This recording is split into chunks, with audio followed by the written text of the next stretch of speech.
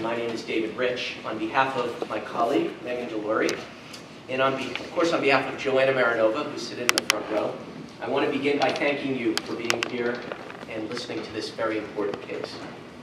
Now, this is a case about a newspaper and its reporter, Jessica Van Sack, who knowingly, negligently, recklessly, and repeatedly published falsehoods about Joanna Marinova, telling the public, among other things, that Miss Marinova had, quote, been, quote, bagged for engaging in sexual acts with a prisoner in a prison visiting room.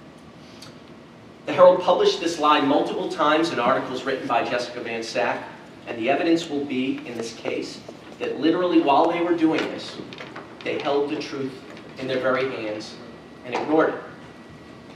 Even when the truth was called to their attention, the evidence will be they refused to act like a responsible newspaper and back off.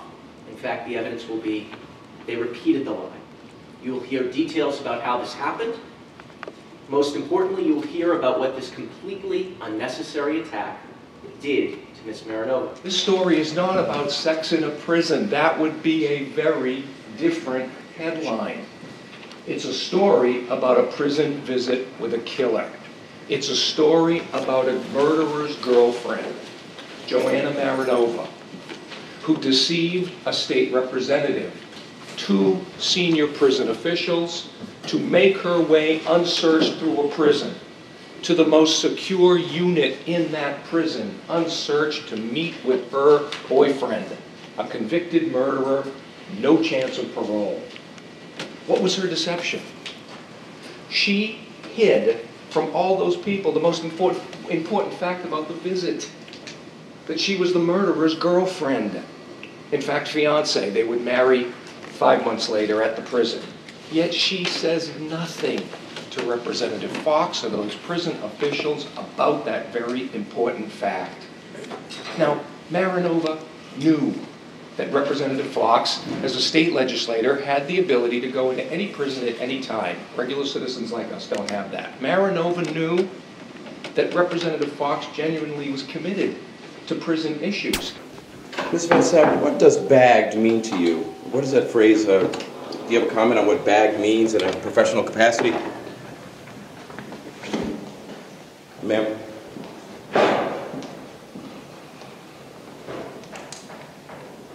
Just curious, gentlemen, what does bagged mean to you guys in a professional capacity as journalists? What does that term connote or denote? Either one.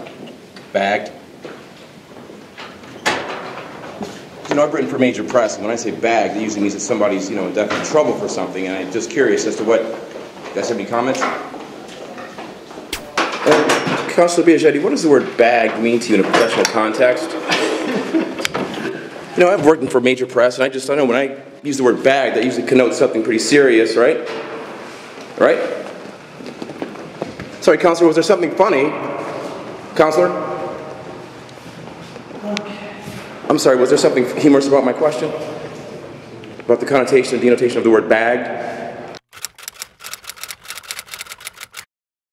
Today's hearing, they pretty much lost, and I don't have to respond to my subpoena. I didn't even have to file my own motion to quash. The other individuals won't have to respond, nor will her employers. And as for anybody else, they don't have to answer, pretty much. Websites, this and that. It's a fishing expedition. And after court, their lawyers from Mintz Lovin couldn't get out of there fast enough. They kind of couldn't find the right door. Watch this. That struck me. No, I think somewhere on the left. No, I'm not. No, I don't think it's seriously. I mean, it seems to me that a motion for a protective order is a kinder approach than seeking to hold you in contempt. Counsel, with all due respect. Have a good day. Question. No, what were you thinking that she would get from me that's not already on my website? Is there anything, because everything I do is out in the open. It's on my website, so I'm wondering what you think you would get from me that isn't already there? Well, it's sort of a moot point now. Well, it's kind of moot, but yet it isn't moot, because it's just my question. Because everything I have is out there. So I guess you'll decline to answer that. No comment, huh?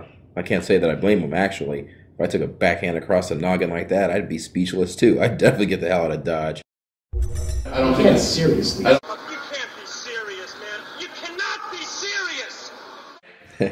He didn't say it quite like McEnroe did, but listen, the judge did say it. He said, you can't be serious, and he gave him a good old backhand. Now listen, what is serious is that pretty soon Joanna Marinova's lawyer is going to come on in the net, put the ball away.